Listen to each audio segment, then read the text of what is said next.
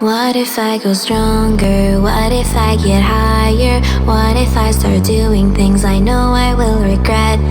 I will make my own way, I will not surrender. I will do my best until I get put under. What if I go stronger?